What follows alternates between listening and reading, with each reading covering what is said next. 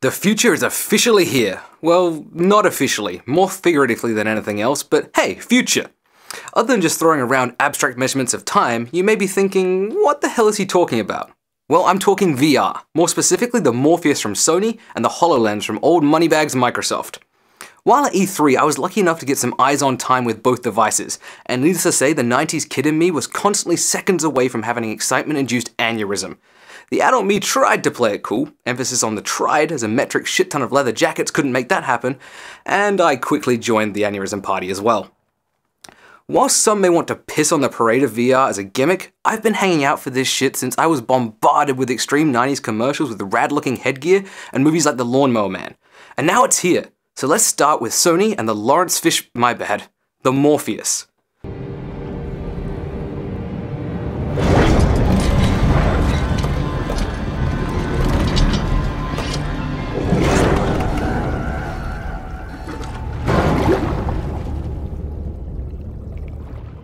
Okay, on a completely aesthetic level, this thing looks like some serious future tech. It's sleek, it's got glowing bits, and it looks ominous enough that when you're wearing it, people will not take the piss out of you.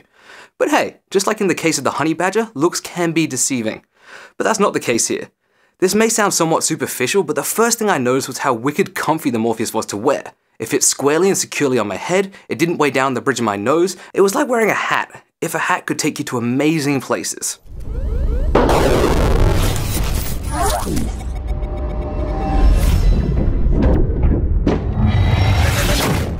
So on the topic of those amazing places, the first adventure I got to embark on was as a tank commander in a reboot of the old Atari franchise, Battlezone. As soon as the thing booted up, I couldn't help but grin like an idiot. I was sitting in the cockpit of my very own Tron-like space tank. After inspecting all the little details on the dash, I promptly destroyed everything that moved, and it was awesome. The experience was smooth and I felt no disorientation. But to take that test all the way to 11, I need to try the space fighter simulator, Eve Valkyrie. Holy shit, was this an experience! It ain't no secret I love space, and playing Valkyrie is the closest I've come to being a badass X-Wing pilot like my boy Porkins. Seriously, this game was intense. Not only are you gunning it through space, figuratively and literally, but you have to avoid, or in my case, fly stupidly close to all kinds of space debris. The Morpheus instantly felt like second nature to me. When things like looking over my shoulder whilst doing barrel rolls and using all 360 degrees of vision to hunt for bad guys. They even had this cool mechanic where you could lock missiles on by tracking the target with your eyes. Needless to say, mind blown. Hold them off for 2 more minutes.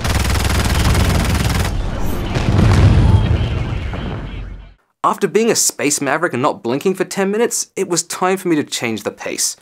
So in steps Capcom with the bizarrely titled Kitchen.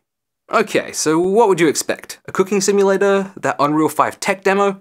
Well, I'll tell you what I wasn't ready for. An interactive horror film. Its namesake is no lie. It's set in a kitchen. Except it's in an abandoned warehouse. And it's dark. And you're handcuffed to a chair. What plays out next is a pretty intense little scene where you're terrorized by a crazy lady with a knife. What sells this experience is the immersion. I was constantly looking around, trying to pinpoint the origins of her heavy breathing and off-putting giggles. The atmosphere was heavy, and the fact that I felt I was the one in immediate danger made it all the creepier. The cool thing Kitchen demonstrated was the Morpheus' capability for some really rad interactive film experiences, or restricted FPS ROMs, and as a cinephile, that makes me so damn excited. Crowd control looking to outflank! Here comes Kill Switch! Boom! Takedown! The crowd goes wild!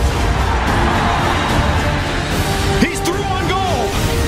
Denied! Great defense! Of what I've seen of the Morpheus, I'm excited as all hell for this. Not only is it on par with the Rift, albeit a little comfier, it's pretty damn accessible, only requiring a PS4 or Vita to run. The games I played were rad, the resolution and frame rate were awesome, and it's VR! I give this thing a solid Jonny Mnemonic out of 10. Round 1. Target score is 40. Begin. During your stay you will undergo increasingly challenging rounds of heading therapy. Earn at least 1 star to advance to the next round. Your club expects improvement. Do not disappoint them.